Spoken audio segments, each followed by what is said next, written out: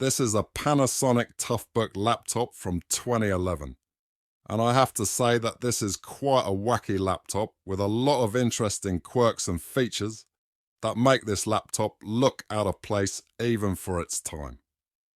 For starters, the touchpad is a circle, and while it still works similarly to a normal square touch, it does not have dual touch scrolling. Instead, if you want to scroll, you're supposed to move your fingers in a circular pattern around the edge of the touchpad. There are also left and right mouse buttons at the bottom of the touchpad, but you can also use this special key on the keyboard as a right mouse button as well, which only works with text that you've selected rather than a regular right click, which selects then opens up the options menu. The keyboard is also unusual in other ways, with several blocked off areas that are just empty unused space. Several of the keys are unusually small, such as the smaller shift and caps lock, as well as the smallest space bar I've ever seen. This computer is also a convertible. This means that it can be converted to a tablet as well and can be used with a pen, except this one can't because the screen was replaced with a non-touch screen. This convertible laptop tablet has an interesting and unique external hinge design that angles the display behind it, with the center swivel on its own separate platform. This design is brilliant because it prevents the display from twisting while it's closed, so that it doesn't become discombobulated while it's in your bag. You can also use this mechanical locking mechanism to lock the display when you want to be extra sure that your display won't accidentally twist when you don't want it to. There is also a little ball inside the platform, which acts as a soft lock mechanism that requires you to put a conscious amount of force into turning the display. That way, if you forget to use the primary mechanical locking mechanism, you can be rest assured that the display will only swivel if you really want to. At the bottom right side, there are several buttons that you can use while you're in tablet mode. There are two brightness buttons, a keyboard button that brings up the on-screen keyboard. There's a button that rotates the display by 90 degrees. There's a security button that acts as Control-Alt-Delete, and a button that brings up the user dashboard. You also could have gotten an optional fingerprint reader. On the front, there's a Wi-Fi kill switch. There's a headphone and microphone jack. Perfect for your 90s gamer headphones. There's an SD card slot and a plethora of LED indicators. There's one for the battery, another for eco mode. This one tells you if it's on. Of course you need one for caps lock. Here's one for num lock and one for scroll lock. Not done yet, we got one for the other battery. Oh, this one that flickers to let you know that the hard drive is being used. And of course, finally, an SD card indicator to let you know that stuff is happening with your SD card or something. On each corner of the front are these plastic little, actually not sure what to call them, plastic thingies maybe. These plastic thingies are removable so that if you drop your laptop in the corner, you can replace them instead of having unfixable damage. This is also where the Bluetooth antenna is at. Near this plastic thing is this little door. Inside this door is where you can install a SIM card. Doing this would allow you to connect to the internet even if there is no Wi-Fi. It does this by using cellular data instead.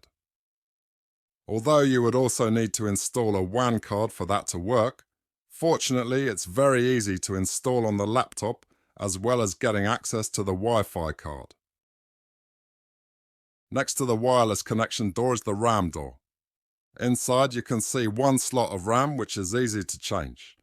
But under this sheet of electrostatic protection is another adorable little RAM card. This other RAM card is a massive pain to change out without disassembling it. Although I was able to do it, it just took a lot of finagling. At the back you can see there are 3 separate compartments. One of them contains the hard drive bay, which I upgraded with an SSD. There are also 2 battery ports for the 2 separate batteries. When this computer is being used, it drains one battery at a time and switches to the other battery when one of them is low. If you wanted, you could run it with just one battery. Also, at the back, there is a comfy ergonomic strap that smoothly contours to your hand so that you can easily hold it with one hand without dropping it. So maybe instead of calling it a laptop, it ought to be called a handtop instead. You could also fit this device with a port replicator, which is why there are multiple lock holes and electrical contacts at the bottom. Oh, and also, this weird hole thing on the left side.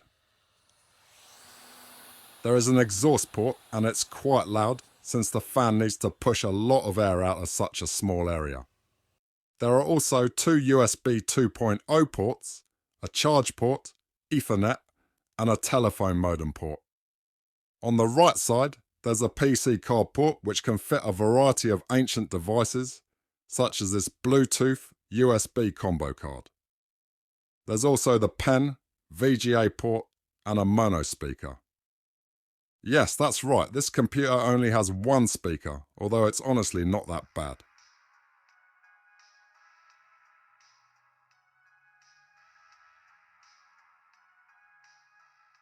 This handtop was designed to mimic the business rugged Let's Note series laptops that were sold exclusively in Japan.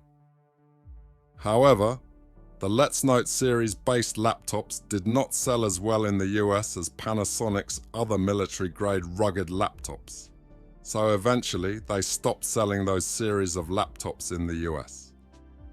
However, Let's Note laptops still sell very well in Japan and are very popular in the Japanese business environment.